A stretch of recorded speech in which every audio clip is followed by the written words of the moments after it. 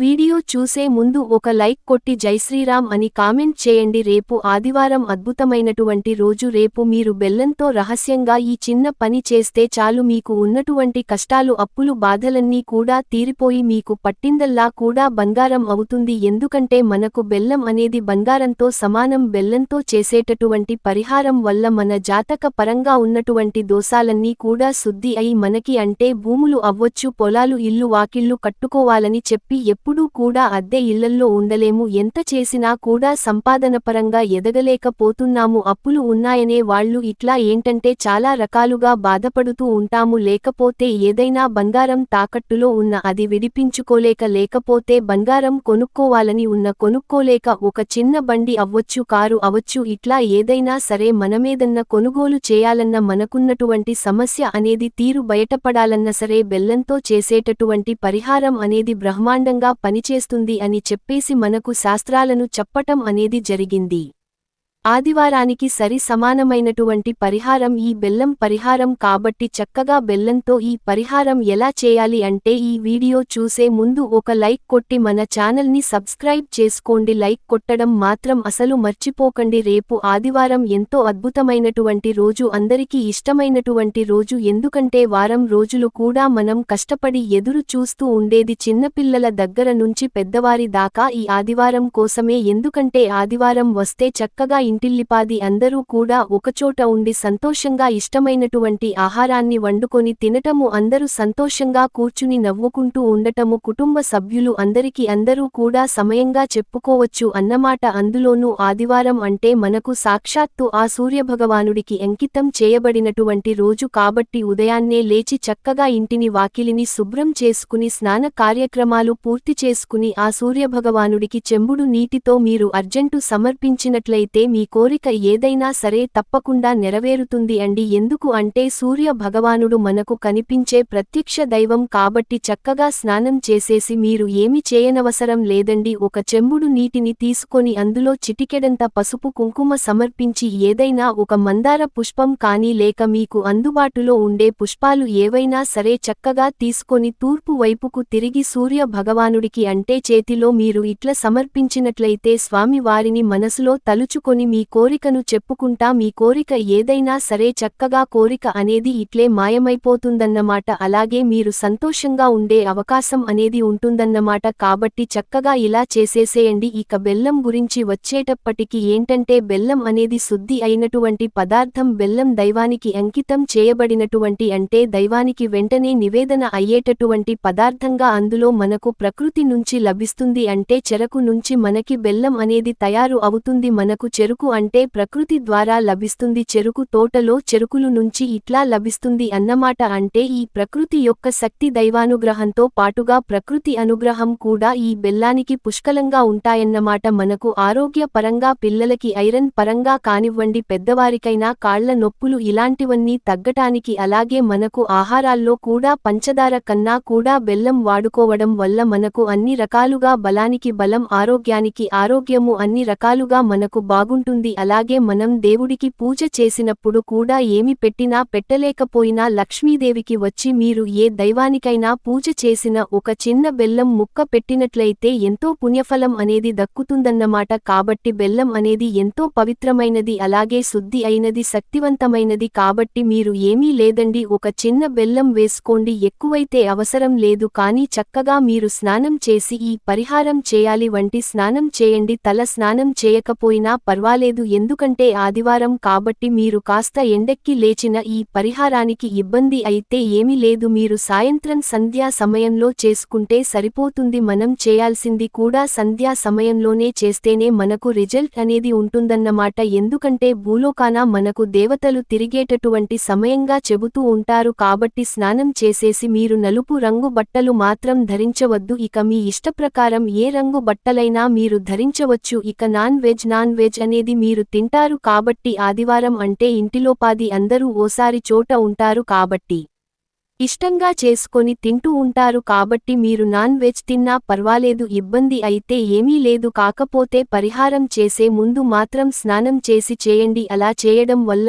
ఏంటంటే మనకు ఇబ్బంది అనేది లేకుండా ఉంటుందన్నమాట. లేదు, ఇంట్లో ఎవరో ఒకరు నాన్ వెజ్ తినని వాళ్ళు ఉంటారు కదా, అలాంటి వాళ్ళ చేత అయినా సరే మీరు ఈ పరిహారం చేపించవచ్చు. ఇబ్బంది అయితే ఏమీ లేదు. మీరు చేస్తే మీరు నాన్ వెజ్ తింటే మాత్రం స్నానం చేయండి. ఒకవేళ నాన్ వెజ్ తినని వాళ్ళు ఎవరున్నా ఉంటే బ్రహ్మాండంగా వారి చేత చేపించవచ్చు. ఎట్లాగైనా సరే మనకు ఫలితం అనేది వస్తుందన్నమాట. కానీ మీరు గట్టిగా సంకల్పంతో, ఒక నమ్మకంతో, ఒక ధైర్యంతో, అంటే ఆ దైవం మీద నమ్మకంతో మనం చేసుకోవాలన్నమాట. అంతేకాని పట్టినట్లుగా శుద్ధి లేకుండా చేస్తే మాత్రం మనకు ఈ పరిహారం అనేది పనిచేయదు. ఎందుకంటే బెల్లం అనేది శుద్ధి అయిన పదార్థం కాబట్టి ఇది ఆడవారే కాదండి, మగవారైనా చేయొచ్చు. ఇబ్బంది అయితే ఏమీ లేదన్నమాట. ఆడవారు చేయకూడని 5 రోజులు, ఒకవేళ ఇంట్లో ఏదైనా కీడు జరిగితే ఇలాంటి టైంలో మాత్రం చేయొద్దు. మిగిలిన వారు ఎప్పుడైనా చేసుకోవచ్చు. ఇబ్బంది అయితే ఏమీ లేదు. మాకేంటంటే అసలు ఇంటి పరంగా కలిసి రావటం లేదు, ఇల్లు అస్సలు బాగా ఉండటం లేదు, ఇంట్లో ఎప్పుడు కూడా తరచూ గొడవలు జరుగుతున్నాయి, భార్యాభర్తల మధ్య గొడవలు. పిల్లలు ఏంటంటే చెప్పిన మాట అసలు వినరు. ఎందుకంటే ఒక ఈడు వచ్చిన తర్వాత పిల్లల్ని అదుపులో పెట్టడం అంటే అది చాలా కష్టమైనటువంటి పని అన్నమాట.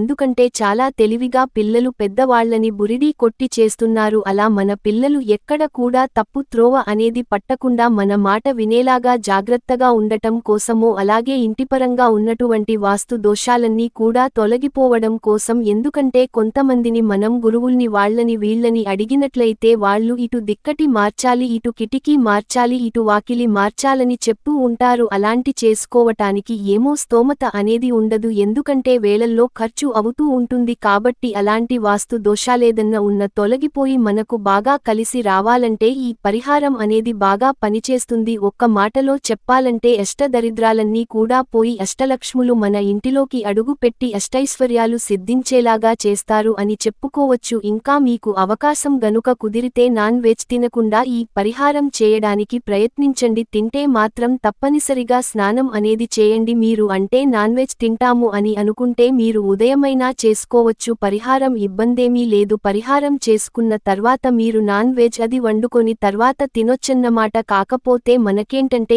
ఎక్కువ శాతం నాన్ వెజ్ తినకుండా చేసుకుంటే మనకి ఇంకా మంచి ఫలితం అనేది వస్తుందని చెప్పేసి శాస్త్రాలు చెప్పటం అనేది జరిగింది. కాబట్టి మీరు ముందు ఈ పరిహారం అనేది చేసేసుకొని తర్వాత మీరు కావాలనుకుంటే తినేసేయొచ్చు. ఇబ్బంది అయితే ఏమీ లేదు. ఇక మీరేం చేస్తారంటే ఈ పరిహారానికి ఒక బెల్లం ముక్కను తీసుకోవాలి. తీసేసుకున్న తర్వాత మీరు ఏం చేస్తారు అంటే దానిమీద మీకు ఎరుపు రంగు స్కెచ్ కానీ లేకపోతే ఎరుపు రంగు తిలకం కానీ ఇట్లా ఏదైనా సరే ఎరుపు రంగులో ఉన్నటువంటి తీసుకోవాలి. తీసేసుకున్న తర్వాత దానిమీద మీరు ఇక్కడ మనం చూపించినట్లుగా చూపిస్తాం. ముందు అందులో చెప్పినట్లుగా మీకు కోరిక ఏదైతే ఉందో ఆ కోరిక అప్పు తీరాలనో, ఇల్లు కొనుక్కోవాలని, లేదా ఇల్లు కట్టుకోవాలని, లేకపోతే ఏదైనా భూమి కొనుక్కోవాలి అనో, ఒక అపార్ట్మెంట్ కొనుక్కోవాలి అనో, కొనుక్కోవాలని, మాకు ఇంటిపరంగా బాగా కలిసి రావాలి, మా భర్త సంపాదన పెరగాలి, ఇట్లు మీకు ఏ కోరిక అయితే ఉంటుందో ఆ కోరిక, ఆ సంకల్పం మెయిన్ ఎక్కువగా ఏదైతే ఉంటుందో అలాంటివి 2-3 కోరికలు రాయండి. ఇక అంతకుమించి ఎక్కువ రాయొద్దు. 2-3 కోరికలు రాసేయండి. ఇక రాసేసిన తర్వాత దాన్ని మీరేం చేస్తారంటే ఆ బెల్లం ముక్కను పట్టుకొని సంకల్పం చెప్పుకొని ఇక మీరు మీ ఇంటి దగ్గర చెట్లు అలా ఉంటే కదా, పెరట్లో అలాంటి చోటుకు వెళ్ళేసేసి కొంచెం మట్టి ఉంటుంది కదా, ఆ మట్టిని కొంచెం చేత్తో పక్కకు లాగేసేసి ఆ మట్టి కొంచెం గుంటలాగా చేసేసి ఆ గుంటలో మనం ఏదైతే రాసామో ఆ బెల్లాన్ని అందులో గుంటలో పెట్టేసేయాలి. సంకల్పం చెప్పుకొని దానిమీద రెడ్ కలర్ దాని పెన్నుతో గాని మార్కర్తో గాని రాసేసి ఇక సంకల్పం చెప్పుకున్న తర్వాత ఆ గుంటలో ఈ బెల్లాన్ని పెట్టేసేయాలి. పెట్టేసిన తర్వాత ఇక దాని మీద మీరు మట్టి కప్పేసేయండి. అంటే మనం అక్కడ పెట్టిన సంగతు కూడా ఎవరికీ తెలియకూడదు. మరీ పెద్ద సైజు బెల్లం ముక్క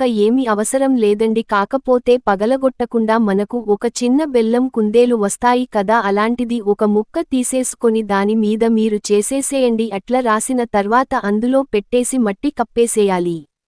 అలా చేయటం వల్ల ఏంటి అని అంటే మనకి భూమిలో పాతి పెడుతున్నాం కాబట్టి భూదేవికి మన అంకితం చేస్తున్నట్లు. భూదేవి ఎంత ఓర్పుగా ఉంటుందో మనందరికీ తెలిసినటువంటి విషయమే. మనుషులు చేసినటువంటి పాపాలు పుణ్యాలు ఇలా ఎన్నో రకాలుగా మంచి చెడులు ఎన్నో రకాలైనటువంటివి మనకు భూదేవి భరిస్తూ ఉంటుందన్నమాట. కాబట్టి భూదేవి అంత ఓర్పువంతురాలు కాబట్టే ఆ తల్లిలో మనము ఈ బెల్లాన్ని నిమగ్నం చేయడం అన్నమాట. అంటే కలిపేసేయటం అంటే ఆ చెడు ఏదైనా ఉన్నా కూడా ఆ తల్లి స్వీకరించి మనకు మంచిని ఇవ్వటానికి ఈ పరిహారం అనేది చాలా శక్తివంతంగా పనిచేస్తుంది అన్నమాట. బెల్లం ఏంటంటే నివేదన చేయబడినటువంటి పదార్థం. అట్లా భూమిలో మనం పాతి పెట్టడం వలన మనం చెడుని పాతి పెట్టేసేసి మనకు మంచి అనేది వస్తుంది. కాబట్టి ఇక్కడ బెల్లం ఏంటంటే చెడును గ్రహించి మనకు మంచిని ఇవ్వటానికి. అంటే సాక్షాత్తు ఆ భూదేవి మన యొక్క సమస్యను తీసేస్తున్నట్లుగా ఆ చెడును మనం భూమిలో కలిపేస్తున్నట్లుగా ఈ పరిహారం అనేది అంత శక్తివంతంగా మనకు ఫలితం అనేది ఇస్తుంది. ఇక ఇలా పెట్టేసిన తర్వాత మీరు శుభ్రంగా కాళ్ళు చేతులు కడుక్కొని లోపలికి వెళ్ళండి. తర్వాత నుంచి మీకు ఇక ఇంటి లోపలికి వెళ్ళిన కాడ నుంచి 1 గంటలోనే మీకు మార్పులు చేర్పులు అనేవి కనిపిస్తా ఉంటాయి అన్నమాట. అంటే అంతకుముందు వాతావరణం ఉన్నట్లు కనిపించిన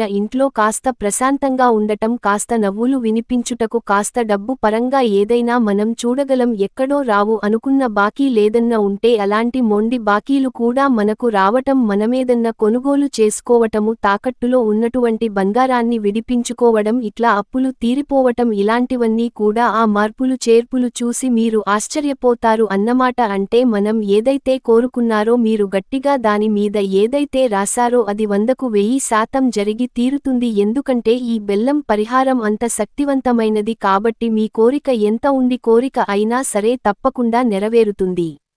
మీకు అవకాశం కుదిరితే మీరు పూజ చేసి ముందు పూజలో కూడా ఈ బెల్లం పెట్టి మీ కోరిక చెప్పుకొని తర్వాతే పరిహారం చేయటానికి ప్రయత్నించండి. అలా చేయటం వల్ల ఇంకా అద్భుతమైన ఫలితం అనేది వస్తుంది. ఒకవేళ చేయటానికి కుదరకపోయినా మామూలుగానే శుద్ధిగా ఈ పరిహారం చేసేసేయండి. అలాగే మీరు పూజ చేసినప్పుడు మీరు దీపారాధన ప్రమిదలో కూడా ఒక చిన్న బెల్లం ముక్కను కూడా ప్రమిదలో వేయండి. అలా చేయడం వలన కూడా మనకు కీడు దోషాలు తొలగిపోయి మనం శుభవార్త వినే అవకాశం అనేది కూడా ఉంటుంది. నైవేద్యంగా కూడా బెల్లాన్ని పెట్టండి. ఆ బెల్లాన్ని ఇంటిల్లిపాది స్వీకరించండి. అంటే నైవేద్యంగా పెట్టిన బెల్లాన్ని స్వీకరించండి. అలా చేయటం వలన మీరు అంటే మీ సమస్య మనోవాంఛ ఫల సిద్ధిరస్తు అంటారు చూడండి. అట్లా మీ మనో కోరిక ఏదైతే ఉందో అది తప్పకుండా పెరుగుతుంది. కాబట్టి తప్పకుండా ఈ పరిహారం అనేది చేసేసి మీ సుడిని తిప్పేసుకుంటారని, పట్టిందల్లా బంగారం చేసుకుంటారని మనస్ఫూర్తిగా కోరుకుంటూ మన వీడియో నచ్చితే ఒక చిన్న లైక్ చేయండి.